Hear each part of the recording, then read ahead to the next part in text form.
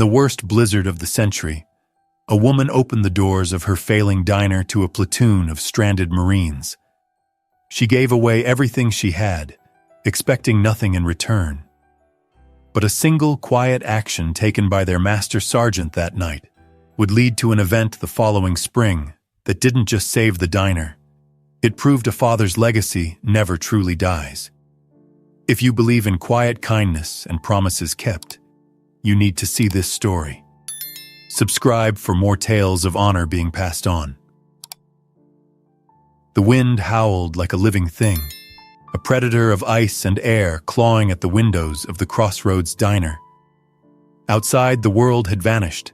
The vast open plains of Wyoming were gone, erased by a swirling vertical void of white. The interstate had been shut down for hours, and now the highway, usually a lifeline of humming tires and distant horns, was a dead, silent artery buried under feet of snow. For the first time in its 50-year history, the Crossroads was no longer at a junction of roads, but at the very edge of oblivion. Inside, Helen McGuire moved with the weary determination of a captain on a sinking ship. At 50, her face was a roadmap of long hours and quiet worries, but her eyes held a steady, stubborn light.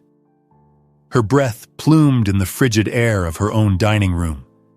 The ancient boiler in the basement sputtered and clanged, a dying animal fighting a losing battle against the encroaching cold. Any other business owner would have shut the doors, drained the pipes, and hunkered down hours ago. But Helen refused. The diner was dim, lit only by a few emergency bulbs powered by the aging generator out back, its rhythmic coughing a fragile heartbeat against the storm's roar. Each flicker of light cast long, dancing shadows across the empty red vinyl booths. Only 2 occupants remained from before the storm hit its peak. A pair of long-haul truckers, Dale and Frank, huddled over lukewarm coffee, their shoulders hunched inside thick coats, their faces grim. Helen refilled their mugs with practiced hands, her own fingers raw and red from the cold.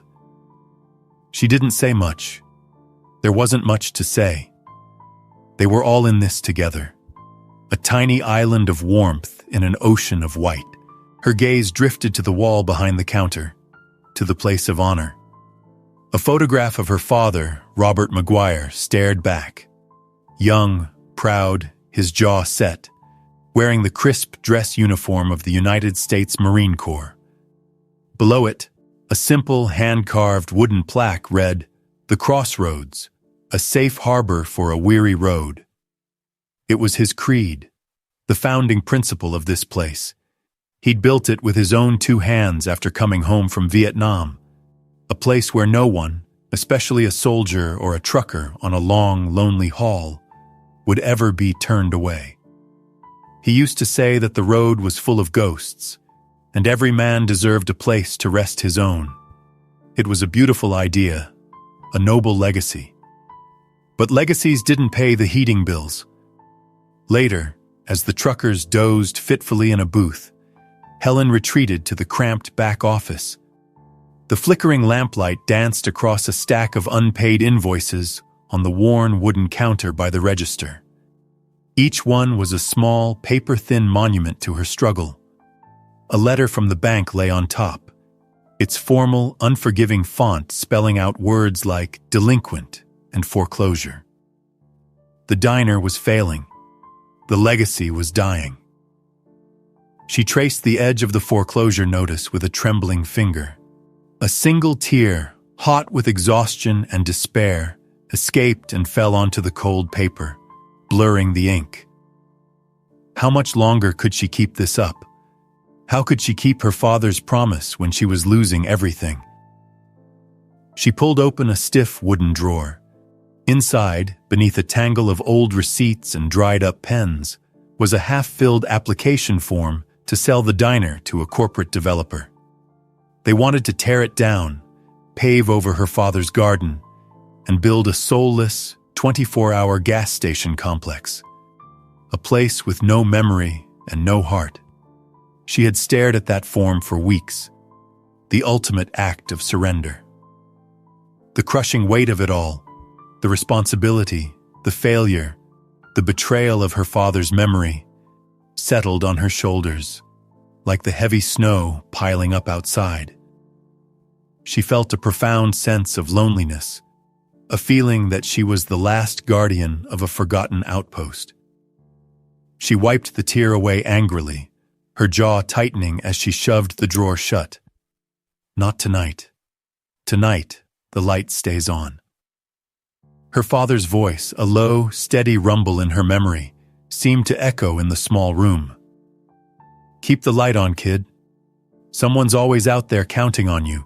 As if summoned by the thought, the front door of the diner flew open with a violent blast of wind and snow, extinguishing 2 of the emergency bulbs and plunging the room into deeper shadow.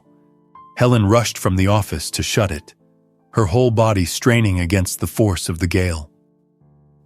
As she finally slammed it shut and turned, she froze.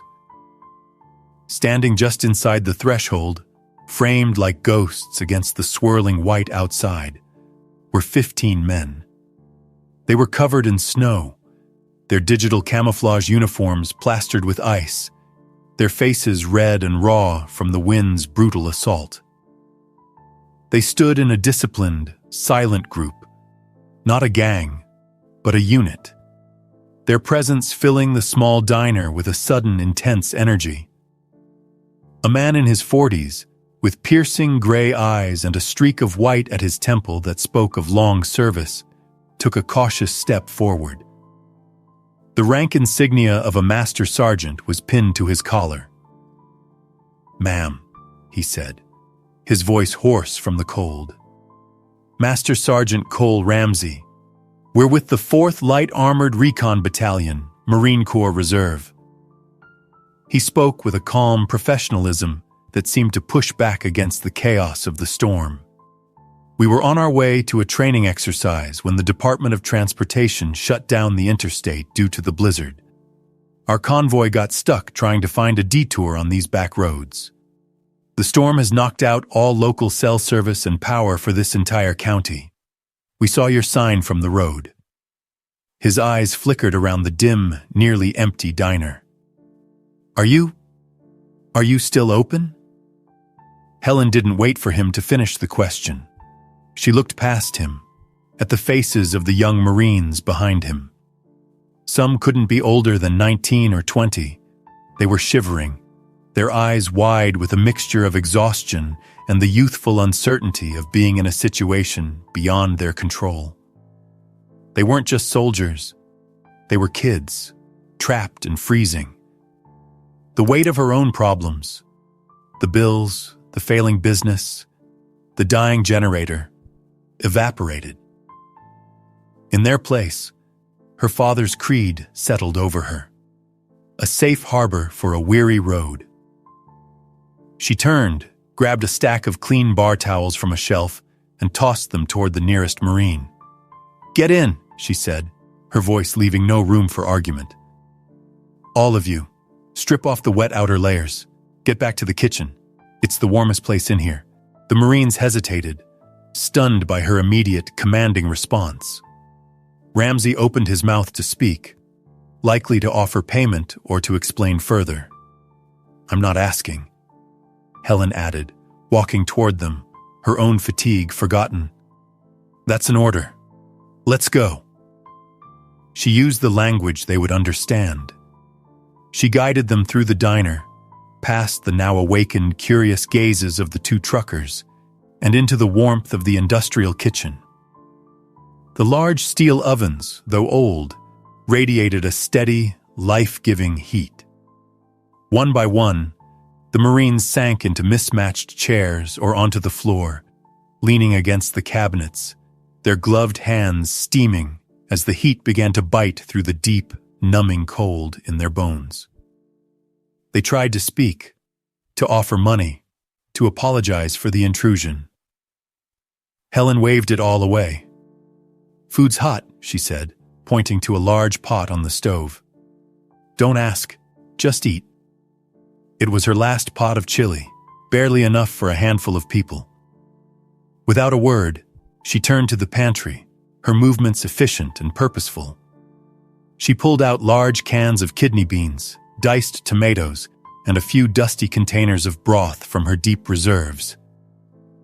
She worked quickly, stretching the meal, adding water, spices, anything she could find to turn one small pot into a feast for 20. As she began to serve, she noticed one of the truckers, the large grizzled man named Art Vance, watching her with a sour expression. He elbowed his companion. As Helen handed a steaming bowl to a young Marine whose hands were shaking too badly to hold it steady, Art spoke up, his voice a low grumble of discontent. "Hey," he said, loud enough for several people to hear. "We're paying customers here. We've been here all day. How come they get first dibs on what's left?" The question hung in the cold air, ugly and selfish. The young Marines shifted uncomfortably, some lowering their spoons. Helen stopped what she was doing and gave Art a long, tired look. There was no anger in her eyes, only a profound weariness. She didn't say a word. She simply turned back to the stove and continued serving the chili. But across the room, she saw Master Sergeant Ramsey's eyes. He had heard, and he was watching Art with a quiet, assessing gaze that was far colder than the storm outside. The first cracks in their fragile sanctuary had appeared, not from the wind or the snow, but from within. The chili was thick and rich, a simple meal of beans and beef stretched thin with broth and hope. But to the half-frozen Marines, it was the most exquisite feast they had ever known. They ate in a near-reverent silence, the only sounds the scrape of spoons against ceramic bowls and the relentless howl of the wind outside. Helen moved among them, a silent, steady presence, refilling bowls, pouring hot black coffee from a battered pot that had served thousands of travelers before them. Art Vance, the disgruntled trucker, ate his own portion with a sullen air, making a point to grumble to his companion about the size of the serving. Most ignored him, too consumed with the primal, life-affirming act of eating and getting warm to engage with his bitterness. It was in this quiet atmosphere of recovery that Master Sergeant Ramsey's training became truly evident. He wasn't just a leader of men in battle. He was a shepherd in crisis. His eyes, constantly scanning his Marines, noticed a young private huddled in a corner, shivering violently despite the warmth of the kitchen. The boy, who couldn't be more than 18, with a face still soft with youth, was trying to hide his hands in his armpits, his face pale and waxy in the dim light. Ramsey moved to him immediately, his movements calm and deliberate, kneeling beside him. "Let me see your hands, Marine," he said, his voice low but firm, meant for the boy alone. The private reluctantly held them out. Ramsey gently took them in his own. The fingertips were a stark, waxy white, devoid of color, hard to the touch. Frostnip, the dangerous precursor to frostbite. "All right," Ramsey announced, his voice rising just enough to command the attention of the room, turning the crisis into a field class. "Listen up. Nobody, and I mean nobody, rubs their hands or feet together to get warm. You'll do more damage than good." He looked at Helen. "Ma'am, can I get a large bowl of lukewarm water, please?" "Not hot. Just lukewarm." As Helen fetched the water, Ramsey continued his instruction, his voice a calm and steady anchor in the uncertain room. "You see these white patches? That's ice crystals forming in the tissue. It's frozen. If you rub it, you tear everything apart underneath. We're going to re-warm him slowly, from the inside out." He demonstrated the correct first aid procedure, having the young Marine submerge his hands in the lukewarm water. He had the boy drink warm coffee, his competence a reassuring presence that calmed not only the young private but the entire platoon. Helen watched him, a flicker of deep respect in her eyes. This was a man who knew how to lead, how to care for his own. The fragile peace, however, was shattered an hour later. With a final violent shudder and a groan of dying metal, the generator out back gave up the ghost. The emergency bulbs flickered once, twice, then died, plunging the entire diner into an absolute disorienting darkness. The only light was the faint, ghostly blue glow from the snow-covered windows. The biting cold, held at bay by the generator and the ovens, began to seep in immediately, a tangible, creeping presence that felt like a physical entity entering the room. Panic, cold, and sharp as an icicle, rippled through the darkness. "That's it! We're done for!" Art Vance's voice boomed, laced with terror. "We're gonna freeze to death in this dump!" There was a frantic scuffling sound as he made a move for the pile of blankets they had gathered. Before chaos could take hold, Ramsey's voice cut through the dark, not loud, but absolute. "Nobody move!" Helen, already anticipating this, was moving. "Stay calm," she called out, her voice a beacon of steadiness. "I have lamps." She fumbled on a shelf she knew by heart, her hands finding the familiar cold glass of a kerosene lamp and a box of matches. A moment later, a small, brave flame flickered to life, pushing back the oppressive dark with a warm, golden glow. As the light spread, it revealed a tense tableau. Art Vance stood halfway to the blankets, frozen in place, and blocking his path was the silent, immovable silhouette of Master Sergeant Ramsey. He hadn't said another word. He didn't need to. His solid frame, his unwavering stance, was a wall of combat calm authority. Art, faced with this certainty, shrank back, muttering under his breath. "The warehouse is better insulated," Helen announced, her voice filling the void, lighting a second lamp. "Let's move everyone back there. It'll be warmer if we all stay together." With Ramsey's help, she guided the small group of survivors into the large, cavernous storage space behind the diner.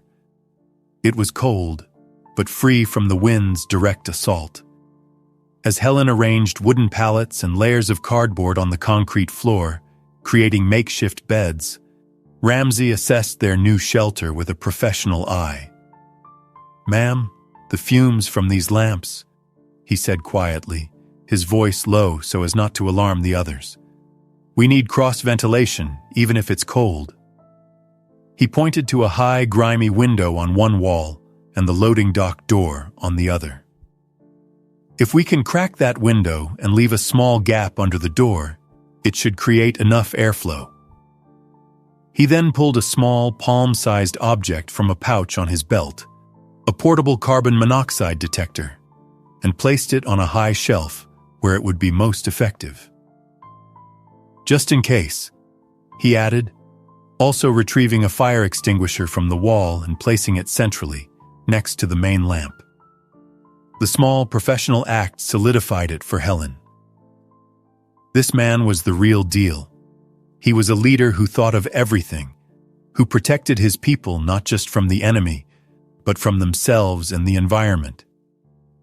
In the quiet, lamp-lit intimacy of the warehouse, surrounded by the soft breathing of sleeping strangers, a new kind of silence settled. It was here, hours later, in the deep well of the night, that Ramsey found Helen sitting on an overturned crate, staring into the flickering flame of a lamp. He brought her a mug of hot water from a kettle she had placed on a small propane stove. He nodded toward the framed photo of her father, which she had brought with her from the diner and placed on a nearby shelf, a silent guardian over the makeshift shelter. "A Marine," he said. It wasn't a question. Helen smiled, a tired, genuine smile. "Robert McGuire. He built this place. said it was the only way he could find peace after he came home. "Vietnam?" Ramsey asked, his voice soft. "Yes," she said. He never talked about it much, just said he left a part of himself over there, and he spent the rest of his life trying to build something good enough to fill the hole. Ramsey was quiet for a long moment, watching the flame dance. The Marine Corps legends from that era, they were built different, he said, his voice contemplative. My uncle served over there. He never quite made it all the way home, even though he was sitting right there in the living room for another 20 years. The shared understanding of inherited trauma, of lives forever shaped by a war fought half a century ago, created a powerful, unspoken bond between them.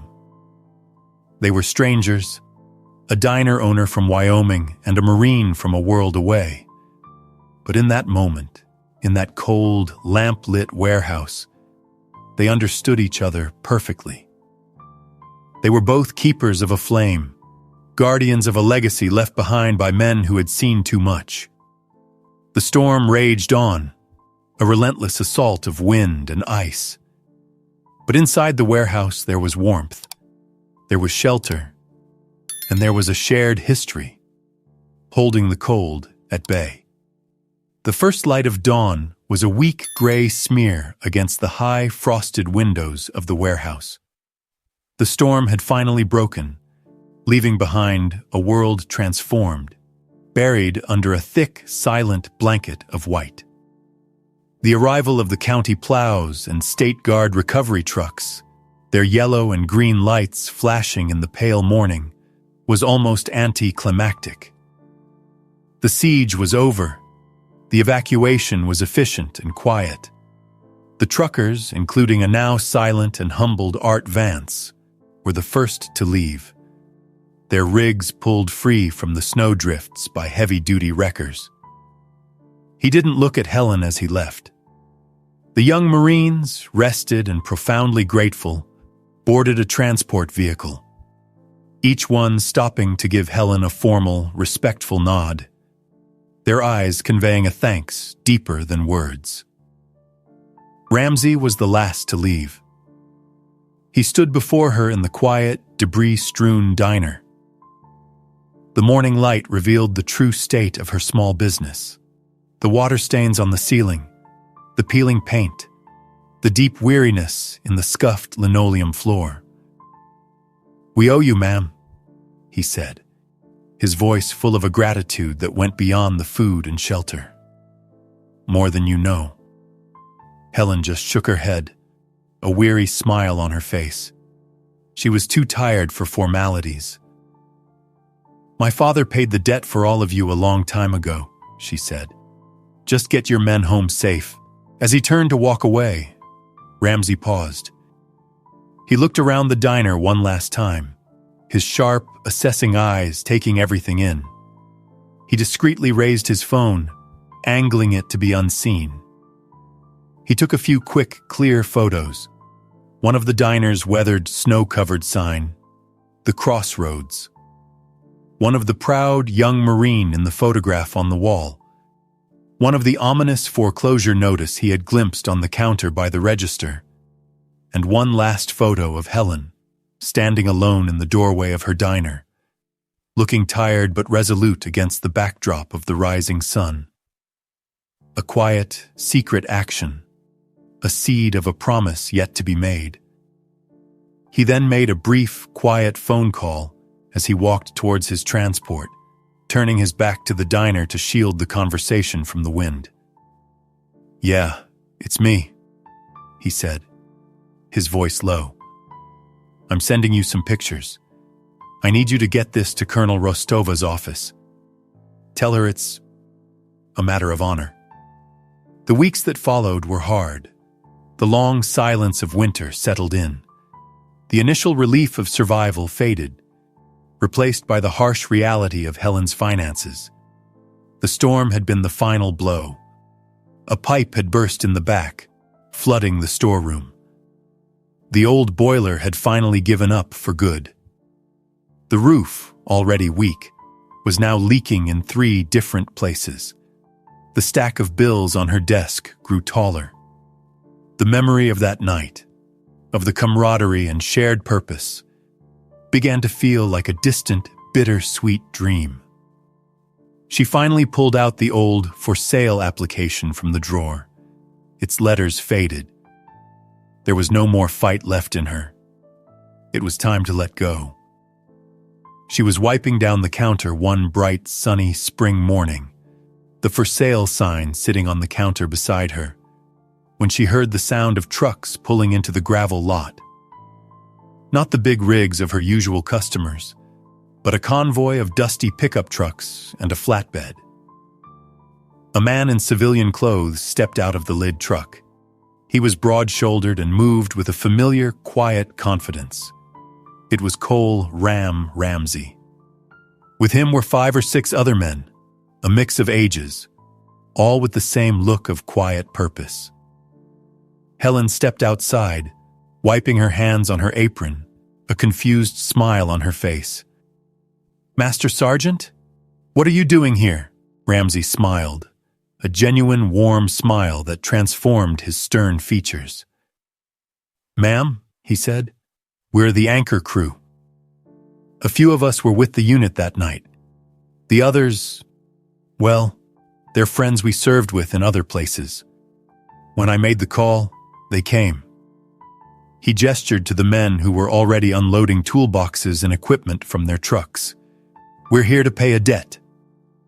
They opened the truck beds, revealing stacks of lumber, shingles, insulation, and brand new pipes. One of the men, a burly, cheerful contractor in his civilian life, unrolled a set of blueprints. "Don't worry, Helen," he said, calling her by her first name as if they were old friends. He held up a document. "We got the permits pre-approved. Just need your signature right here." He handed her a pen, and she signed it on the hood of his truck, a gesture of bewildered trust. Helen stared, speechless, as another convoy arrived. This one was official. 2 olive-drab military supply trucks and a Humvee pulling up behind the pickups. A sharp, no-nonsense officer with a colonel's insignia stepped out. "Are you Helen McGuire?" the officer asked, her voice crisp with authority. Yes," Helen stammered. "I'm Colonel Rostova," she said, extending a hand. Master Sergeant Ramsey filed a rather compelling after-action report about his unit's unscheduled stop here. He seems to think this diner is a strategic asset to the United States Armed Forces. Helen could only blink.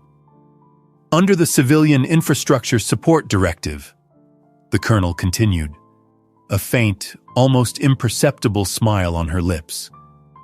"We are authorized to perform emergency repairs on facilities that provide critical, life-saving support to military personnel in a crisis. Your father's safe harbor became a forward operating base for my Marines, ma'am. The U.S. military pays its debts. Consider your roof, your plumbing, and your boiler officially requisitioned for immediate repair." What followed was a whirlwind of controlled, joyful chaos. The Marine engineers and the veteran anchor crew descended upon the diner, a seamless blend of official and unofficial gratitude. The damaged roof was torn off and replaced with astonishing speed over the next 3 days of clear, sunny weather. The broken boiler was dismantled and a new, efficient one was installed. The leaky pipes were replaced. They insulated the walls of the warehouse, reinforced the shelves, and gave the entire building a fresh coat of paint. Helen, her plans to sell the diner completely forgotten, spent her days in the kitchen, cooking enormous meals for them. The diner once again filled with the sounds of laughter and camaraderie. The anchor crew set up grills in the parking lot, cooking for the active duty soldiers, turning the worksite into a community celebration. As they worked, a familiar truck, Art Vance's rig, slowed as it passed on the now clear highway. He stared at the scene, the soldiers on the roof, the veterans laughing, the smoke from the grills, with a look of pure disbelief before shaking his head and accelerating away. They were no longer just soldiers and a civilian. They were a team, rebuilding a legacy. On the final evening, as they sat around the tables sharing a meal, Ramsey handed Helen a simple, framed envelope. Inside was not cash. It was a high-quality print of the photo he had taken of her father's picture, and beside it, a small brass plaque. It read, "In honor of Robert McGuire, USMC, for providing a safe harbor." Below it was a certificate confirming a sizable donation had been made to a veterans charity in her father's name, funded by individual Marines and friends from the reserve community. "Your father's legacy saved us that night, Helen," Ramsey said, his voice full of emotion. "It's our turn to make sure it endures." The next morning, the diner was quiet again, but it was a different kind of quiet. It was the quiet of a place made whole, of a promise kept. Helen stood outside, a mug of coffee in her hands, and looked at her diner, restored and strong.